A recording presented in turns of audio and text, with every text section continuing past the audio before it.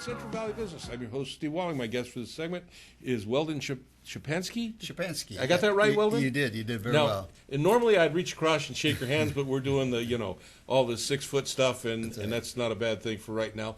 I'm kind of excited about having you on the show because I don't think I've ever had a hemp broker on before. I mean, I've had some people that have, retail businesses that sell like CBD products and stuff.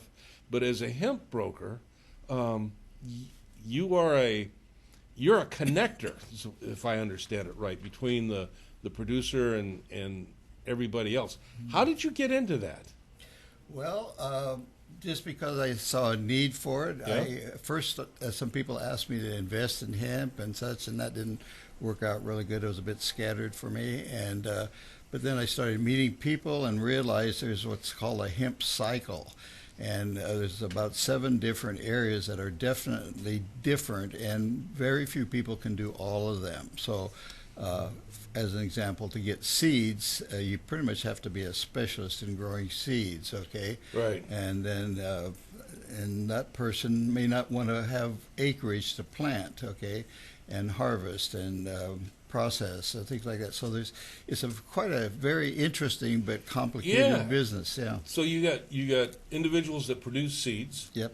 That are not necessarily interested in planting those seeds. That's right. And in that production, though, they produce large quantities, which means they have to have a buyer, which means they have to have someone to connect with them to that buyer, and the buyer generally we would assume would be I'll say, for simplistic terms, the farmer, the person that plants the seeds and stuff, and you kind of fit in that space. You make those connections between seed producer and the farmer, and then between the farmer and the next phase and on down the line. That's right. And this explain the 7 cycles in this. We got seed production, then we've got the planting, right? Yeah. Can the folks see that?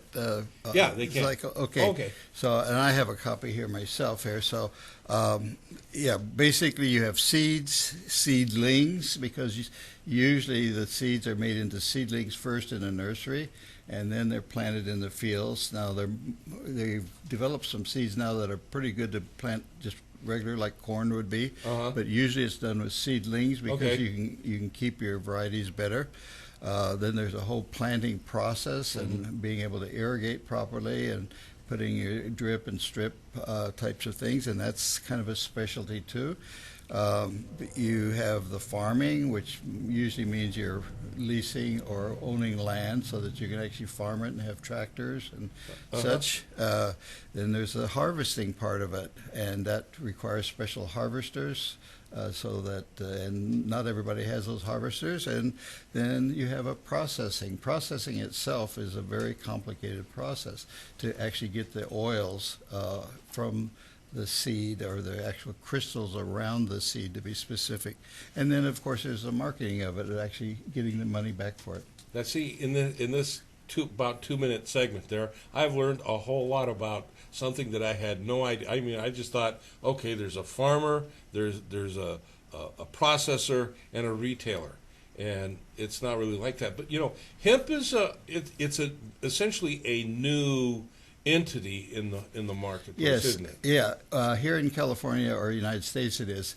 Hemp is thousands of years old, and in other countries it has been grown. And I might just make a little side trip here. And there's 3 basic kinds of hemp, okay? It all comes from the cannabis plant. Right. But like in California, everybody's talking about the oils and the medicinal qualities, and that's what we're into. But back east, they're talking about the fiber, and they don't really care about the oil. They're making things with it, okay? Rope and things like that. And then there's the food aspect of it. And but it's not very big. But here in the West Coast, it all tends to be about the medicinal quality of the CBD. And that's a burgeoning market that's really taken off. It seems to be, yeah. It's not FDA approved yet, but there's so many testimonials of people, because basically CBD, which is what we get out of the oils, is an anti-inflammatory, and it helps everything from epilepsies to joint pain to. And that's incredible, Weldon. I read studies several years ago before it became legal in California, think it was in Colorado, where people were taking, like, if you had a child that had a, an issue with epilepsy, and the treatments that were developed there around it. And like you say, this is all anecdotal, but there's at some point when you get together enough evidence, anecdotal or otherwise, you got to say, okay, there's a lot of stuff going on here. If there's that much smoke, there's got to be a fire underneath there, and it's something that we need to really look into seriously. Yeah. So right now it's being sold as supplements. Right. A lot of major stores have this like vitamins and such, and people do it on their own risk. There's usually a disclaimer, but once the FDA actually approves it, which is a kind of a process, then it should really go gangbusters. Yeah. But it's being used for so many different things now. There's the smokable hemp, okay, which is again very low in THC, so it doesn't make you high. You're not going to get that marijuana. But you get the taste and the feel of it and all that. So there's a lot of varieties, and there's a lot of research, and the nurseries are making new varieties all the time. Yeah, and that's amazing. And, for someone that's in the market today, maybe I'm not going to say an elderly person like myself, but maybe somebody kind of like myself that, there was a time in my life when I was physically invincible. I just didn't know that there was going to be another time in my life where I was going to pay for that. Yeah. But, the arthritis, pain and stuff, those aches, and it's my understanding CBD oil has had a great, again, it's another one of those things. There's a lot of anecdotal evidence out there, but there's something behind the evidence. And it's like any medicine, even prescription medicines, so it works differently on each person. Right. Everybody has a different genetic makeup, and some it works really well, and some you don't know if it's going to work. And Weldon, you're not in the retail end of the process, but for someone that is a user, what is it they want to look for? I mean, because you're right, there's no regulation. It's just out there as a supplement, and brand X better than brand Y, better than brand A. How does one, other than maybe trying this one versus that one, is there anything that we can, as a consumer, that the consumer can look for? Yeah, well, you want to look for CBD. That's it. Okay, and then look for a heavier concentration. There's a ratio between how much you take and how concentrated it is. I've just looked up in some of the stores around, and they advertise CBD, but if you really look at the percentage of it, it's so small. I mean, they're not lying, but it's probably not going to do you any good either. Right. So you have to, find out what works for you and how much of it in ratio to the concentration. So you're looking for a higher concentration? In many times, yeah. But again, it's so different. It's probably in the method of delivery too. Yeah, there's all different methods now. Right. Everything from balms or salves to drops to now they have little wafers that you can put under your tongue. I had someone on the show a while back, a retailer, and they have coffee beans that have been, saturated. You make coffee and get your CBD with your coffee. Yeah. So it's a marketing thing, and it's open season. You just try to sell it, and people are into different things. So okay, well then I'm watching this segment and I'm thinking, I don't want to be a retailer, but because this is a growing concern, business wise, and you've just pointed out there's various segments in that business. I might be interested in that. How do I get a hold of you if I want to, talk to you about? Yeah, I give out my personal cell number. You can either text me or call me, and I'm glad to talk to you. The more people I meet, the better it is. So it's Weldon Shapansky. I think it's on the screen, and it's 559-285-3634. And just let me know what you want. Get a hold of you. Yeah, and because that's what I do. I brokerage. If whatever you need, I will try to find someone to help you. Yeah, you make that connection, and that's got to be a lot of fun. It is. I've met so many nice people, and it's just a new market. And here in the Valley, Central Valley is one of the best places to grow hemp in the whole world. Okay, and so a lot of the farmers and people that are surrounding farming are really excited about it. Okay, so, and this is a question that just came to me as you're talking about this.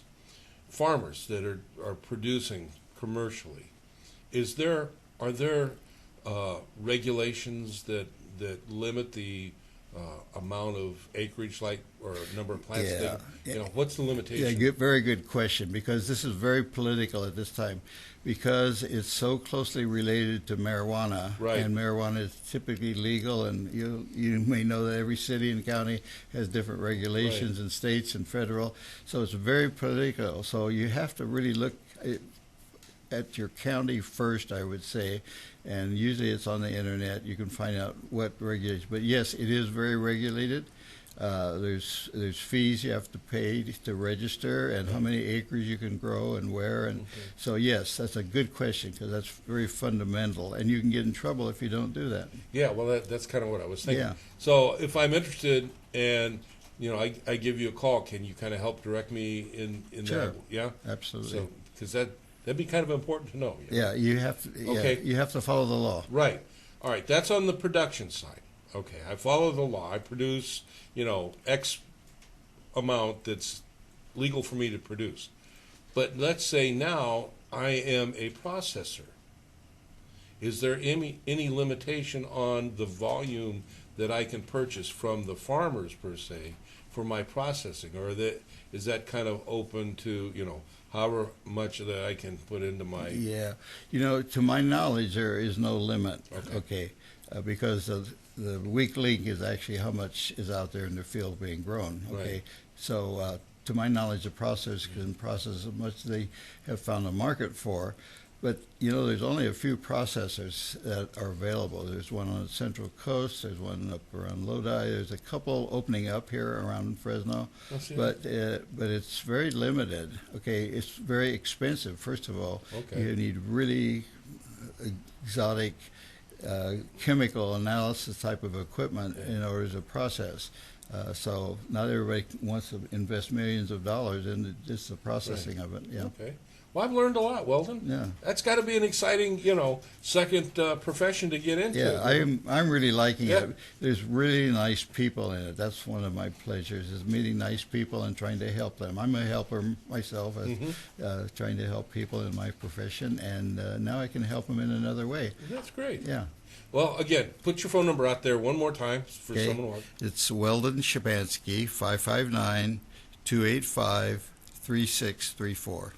Weldon, he is a hemp broker, and I learned a whole lot. I hope you did too. And if it struck a nerve with you and something that you'd like to get involved with, get a hold of Weldon. It's a whole new horizon for us to, you know, shoot for. Thanks again, Weldon. It is my Once pleasure. again, I'd shake your hands, but we're practicing space. So thanks for being with us, and I'll see you when we come back. Thank you.